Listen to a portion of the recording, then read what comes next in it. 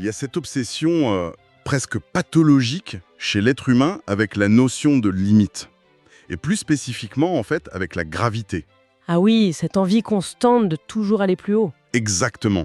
On construit des gratte-ciel toujours plus vertigineux, on envoie des sondes aux confins du système solaire, on rêve même de coloniser Mars. C'est comme si, au fond, chaque loi physique qui nous maintient au sol était perçue comme une insulte personnelle, quoi. On veut toujours monter, s'élever, transcender notre condition. C'est très juste. Et la gravité n'est pas seulement une force physique dans notre imaginaire, hein. Elle est en fait le symbole ultime de notre condition mortelle. Nous sommes ancrés à la Terre, soumis au temps, à la maladie, à la dégradation et finalement à la finitude. Ouais, on est coincé en bas, en gros. Voilà. Et cette rébellion contre nos propres limites physiques et temporelles, c'est vraiment le moteur le plus ancien de toute la littérature, de l'ingénierie et même de la philosophie humaine. Nous voulons par tous les moyens possibles échapper à la prison de notre propre nature. Et c'est exactement ce qui nous amène à notre exploration d'aujourd'hui. Pour ceux qui nous écoutent, on plonge dans un texte de réflexion très dense et franchement absolument captivant. Ça s'intitule Ascension 2026 et ça a été publié le 12 mai 2026. Un document très riche en effet. Oui, l'auteur de ce document, c'est Monseigneur Fidèle, l'archevêque émérite de Paracou. Et notre mission aujourd'hui, à travers cette analyse, c'est de comprendre comment ce texte relie des mythes antiques millénaires à la théologie chrétienne la plus complexe. L'archevêque s'attaque directement à deux obsessions humaines fondamentales, l'immortalité, donc le refus catégorique de mourir, et l'accès au domaine divin. C'est-à-dire le refus de rester en bas, comme tu disais. Le point de départ de Monseigneur Fidèle est assez brutal d'ailleurs, parce que avant même de proposer une quelconque solution théologique, il dresse un constat d'échec total. Il n'y va pas par quatre chemins. Ah non, pas du tout. Il déconstruit toutes nos tentatives historiques et mythologiques d'atteindre ces sommets par nos propres moyens. Il montre que l'humanité a toujours eu l'ambition de réaliser ses deux rêves, mais que le résultat s'est toujours soldé par des catastrophes retentissantes. Alors commençons par cette première obsession absolue, l'immortalité. Monseigneur Fidèle nous ramène au mythe de Gilgamesh. C'est l'un des récits les plus anciens de l'humanité, gravé sur des tablettes d'argile en Mésopotamie. Et ce qui est fascinant, c'est le déclencheur de la quête de Gilgamesh. Oui, le deuil. Exactement. Il n'est pas juste curieux, il est complètement dévasté. Son ami intime, Enkidu, vient de mourir. Et face à ce cadavre, Gilgamesh est percuté par une prise de conscience terrifiante. Genre, il réalise qu'il va lui aussi disparaître un jour. Il panique totalement. C'est ça. Il abandonne son trône et part dans une quête désespérée pour trouver le secret de la vie éternelle. C'est vraiment la réaction primale de la conscience humaine face au deuil. Le refus absolu de l'anéantissement. Et ce qui rend l'épopée de Gilgamesh si poignante, telle que l'analyse l'archevêque émérite de Paracou, c'est que le héros réussit presque sa mission. Il touche presque au but, ouais. Tout à fait. Au terme d'un voyage épuisant, il obtient effectivement une plante magique au fond de l'océan.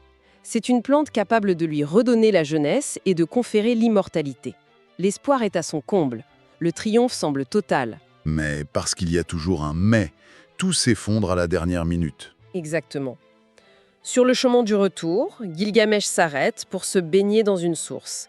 Et dans ce bref moment d'inattention, un serpent sent l'odeur de la plante, s'en approche, la dévore et laisse derrière lui son ancienne peau, rajeunie.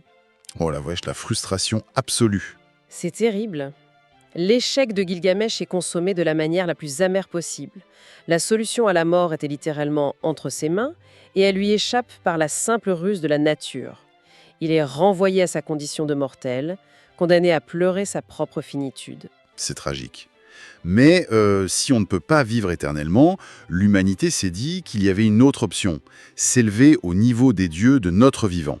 Et là encore, l'auteur nous montre que le dossier de nos tentatives est un désastre absolu. Complètement. Le texte mentionne l'histoire biblique de la tour de Babel dans la Genèse. C'est là où les hommes développent de nouvelles technologies, en fait la brique cuite et le bitume, pour bâtir une tour dont le sommet toucherait littéralement les cieux. Et à Babel, la technologie engendre l'arrogance. Les hommes pensent pouvoir mécaniser l'accès au divin. Mais la tentative que Monseigneur Fidèle détaille avec le plus d'acuité, c'est le mythe grec d'Icare. Ah, Icare, le classique. Oui, c'est l'allégorie parfaite de cette ambition. Icare et son père, l'ingénieur de génie Dédale, sont prisonniers sur l'île de Crète. La mer et la terre sont gardées, donc Dédale doit innover, trouver une solution hors des cadres naturels. Et c'est là qu'il invente, grosso modo, la première machine volante de l'histoire. C'est ça. Dédale fabrique des ailes en alignant des plumes d'oiseaux qu'il fixe avec de la cire.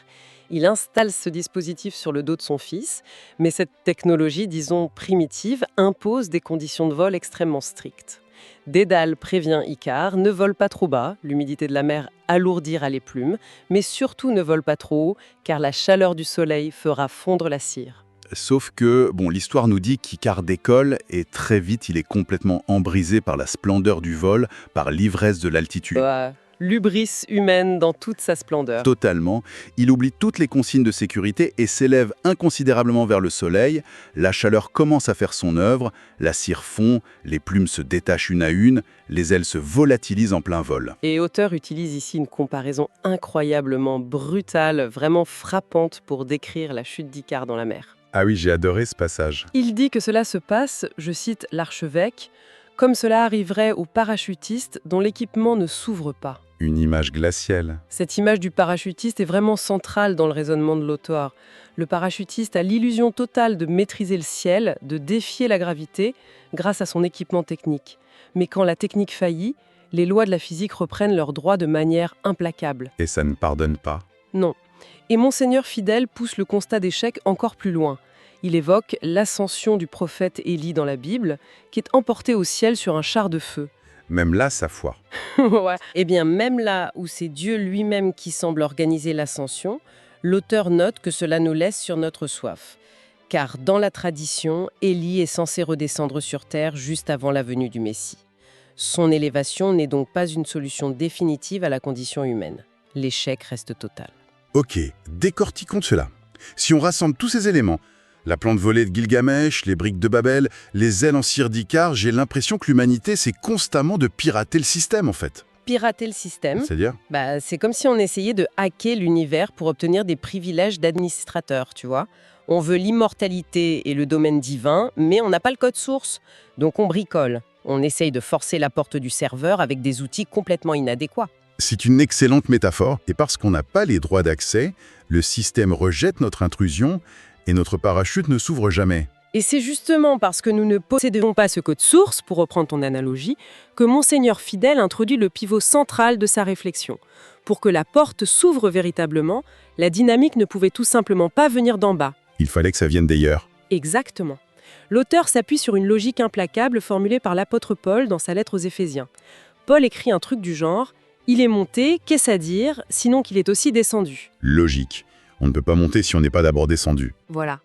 Pour que l'ascension réussisse, il ne fallait pas que l'homme force son chemin vers le haut. Il fallait que le divin commence par descendre. Et Jésus n'est pas un énième hacker mythologique. Il est, selon la théologie présentée par l'archevêque, le Verbe incarné, c'est-à-dire l'auteur même du système. Pardon, juste pour être sûr de bien comprendre le concept, cette descente, c'est un peu comme l'émission où un grand PDG de multinationale décide de redescendre incognito sur la chaîne de montage. Patron incognito, oui. C'est ça. Genre, il quitte le dernier étage de sa tour de verre, le confort absolu, pour aller faire le travail le plus pénible de l'usine avec les ouvriers de base au plus bas de l'échelle sociale. C'est tout à fait le même mouvement, mais avec des enjeux existentiels infiniment plus profonds, bien sûr. L'archevêque parle ici d'un processus qu'il nomme l'emmualisation. L'emmualisation, c'est un néologisme, non ? Oui, c'est construit sur le nom Emmanuel, qui signifie Dieu avec nous. Théologiquement, cette descente n'est pas juste une inspection temporaire d'un PDG. Le Verbe divin assume totalement, mais alors totalement, les déterminations physiques de notre condition mortelle. Il devient un vrai humain avec toutes les contraintes que ça implique. Exactement. Il s'inscrit dans une généalogie précise, une ethnie, une culture religieuse. Il s'ancre délibérément dans cette finitude que nous, de notre côté, essayons si désespérément de fuir. Et ce qui est hyper frappant dans le texte, c'est la manière dont il se comporte une fois qu'il est sur la chaîne de montage, pour garder mon analogie de l'usine. Monseigneur Fidèle insiste sur le fait que Jésus passe son temps à dynamiter les barrières sociales. Il brise les codes, oui. Totalement. Il brise ce que l'auteur appelle les déontologies restrictives de son époque. Par exemple, il touche les lépreux, ce qui était une impureté rituelle majeure à l'époque. Il mange avec les publicains et les personnes rejetées. Et il y a l'exemple de la femme samaritaine. Ah oui, l'auteur donne cet exemple-là. Jésus discute en plein midi, près d'un puits, avec une Samaritaine. À cette époque, c'était enfreindre toutes les règles possibles. Parler seul à une femme, qui plus est étrangère, et considérée comme hérétique selon les standards du moment, il va vraiment chercher les exclus parmi les exclus. Et la trajectoire de cette descente ne s'arrête même pas aux marginaux de la société. Le point culminant de cette descente, le fond absolu du gouffre, c'est la croix. Le point le plus bas de la condition humaine. Voilà. Au lieu de s'épargner la mort, il l'embrasse dans ce qu'elle a de plus humiliant et de plus douloureux. Et c'est seulement après avoir atteint ce point d'impact maximal, après avoir traversé la mort elle-même, que le mouvement s'inverse. La fameuse remontée. Et la résurrection intervient alors comme la véritable solution au drame de Gilgamesh. C'est une vie sur laquelle la mort et la dégradation n'ont plus aucune prise. Et une fois ce fond touché, cette fameuse ascension commence, on arrive au moment où l'auteur propose une métaphore spatiale qui change vraiment notre perception des choses.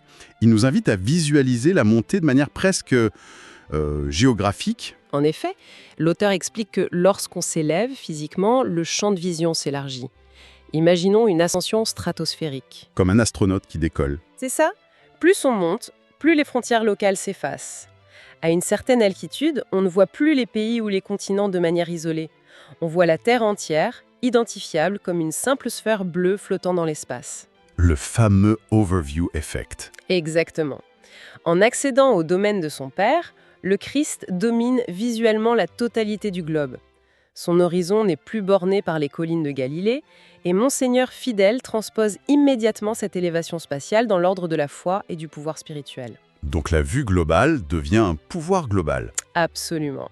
Cette domination visuelle universelle équivaut à une juridiction absolue sur le monde. C'est là que ça devient vraiment intéressant. Parce que cette idée de juridiction universelle, quand on y pense avec un regard purement historique ou social, c'est d'une audace folle. Complètement audacieux. Le texte cite les mots du Christ juste avant son départ. Il dit un truc comme « Tout pouvoir m'a été donné au ciel et sur la terre, allez donc de toutes les nations, faites des disciples ». Mais on parle du fils du charpentier de Nazareth, là. Un artisan de village, oui. Imagine un instant quelqu'un de notre quartier, un simple charpentier local, qui se lève un matin, rassemble quelques amis pêcheurs et leur annonce très sérieusement qu'il vient d'acquérir les droits de propriété sur l'entièreté de la planète Terre, et qu'il les envoie comme ses représentants officiels.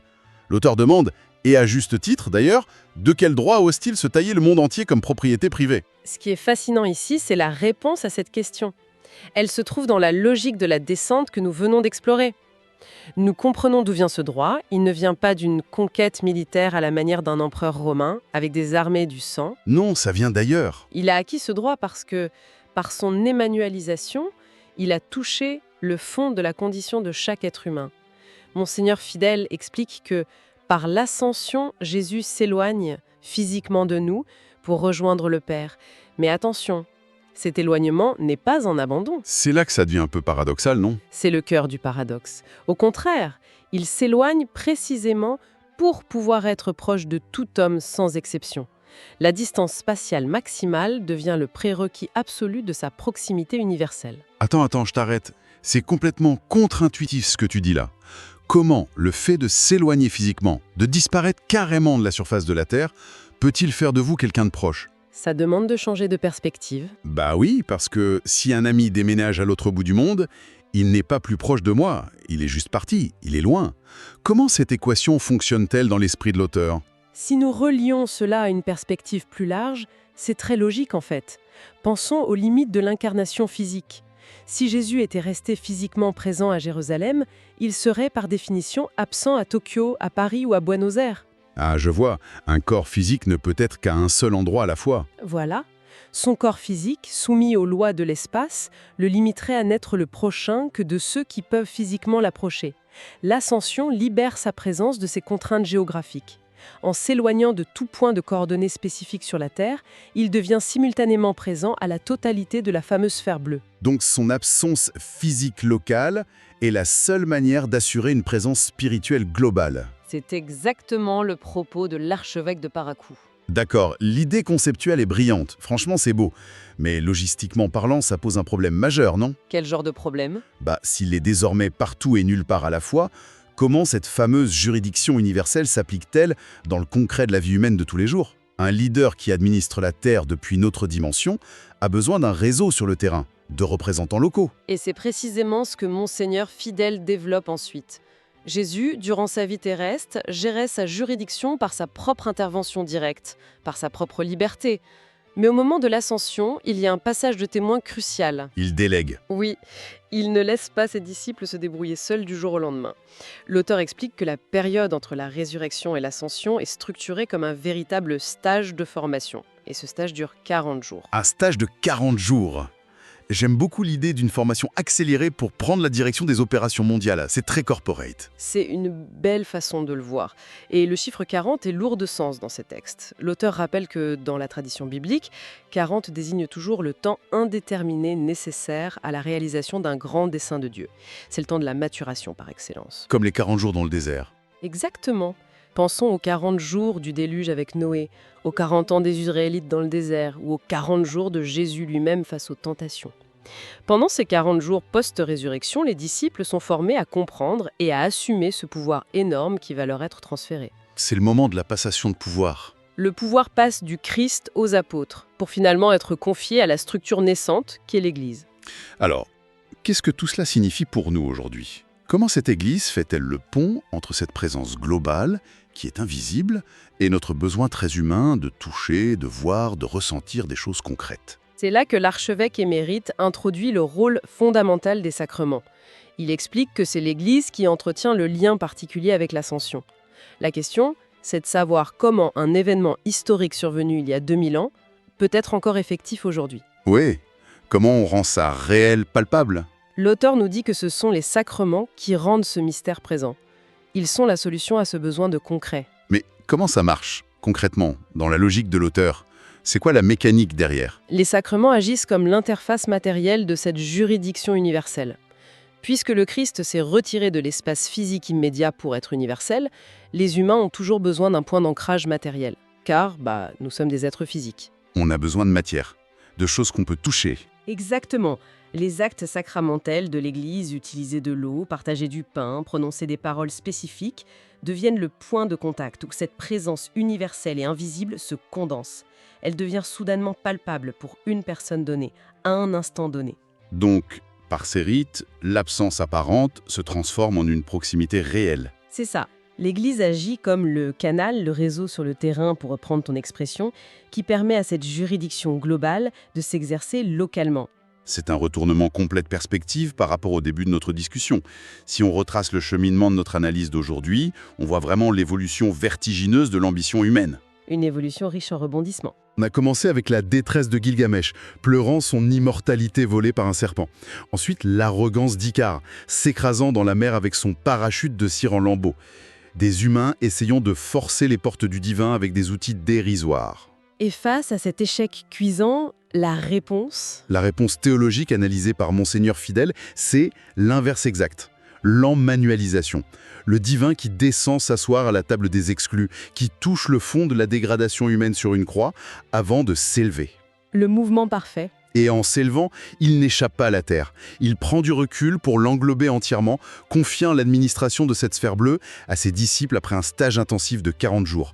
Et il utilise l'Église et ses rites pour que son éloignement physique garantisse au final une proximité intime avec chaque être humain. Cette conclusion de l'archevêque de Parakou nous oblige vraiment à repenser entièrement notre conception de la distance. Instinctivement, nous percevons la distance physique comme une carence, un vide relationnel. Une perte. On a peur de l'éloignement. Oui, mais ce texte nous prouve le contraire. L'absence apparente du corps n'est ni un vide intellectuel, ni un vide spirituel. Au contraire, cet éloignement absolu est la condition structurelle même qui rend l'universalité de l'amour et de l'attention possible. L'ascension n'est pas un événement achevé qu'on lit dans un vieux livre d'histoire. Monseigneur Fidèle nous rappelle que c'est une histoire continue, une dynamique en cours dont nous sommes désormais les acteurs sur Terre. C'est une grille de lecture extrêmement puissante pour comprendre comment l'éloignement peut, paradoxalement, créer de la proximité. Et cela soulève une question importante, une réflexion finale fascinante si l'on applique la pensée de Monseigneur Fidèle à notre époque moderne. Je t'écoute. Nous venons de voir que, selon cette théologie, le divin utilise la prise de distance physique maximale pour générer une proximité spirituelle universelle. Or, regardons notre monde aujourd'hui. Toutes nos technologies de communication actuelles font exactement l'inverse. C'est-à-dire? Elles cherchent frénétiquement à effacer et détruire toute notion de distance physique et temporelle entre nous. Nous voulons être connectés partout, tout le temps, instantanément, avec nos téléphones, nos réseaux sociaux, mais sans jamais avoir besoin de faire cette fameuse descente, cette incarnation dans la réalité charnelle et vulnérable de l'autre. Ah oui, l'omniprésence sans l'effort de la proximité réelle. Voilà. Cette tentative technologique d'omniprésence sans incarnation véritable n'est-elle pas, au fond, une toute nouvelle tour de Babel? Ou bien est-ce un outil qui participe, peut-être de manière inconsciente, à cette vaste juridiction universelle de proximité laissée en héritage? C'est un paradoxe qui mérite qu'on s'y attarde. Une réflexion très profonde, à garder en tête pour quiconque cherche sa place dans notre monde hyper connecté. Avant de chercher à construire le prochain parachute technologique infaillible pour fuir nos propres limites, il serait peut-être plus sage d'abord d'apprendre à accepter la gravité et de prendre le temps de descendre, s'asseoir avec ceux qui sont restés en bas. Merci à tous de nous avoir suivis pour cette exploration.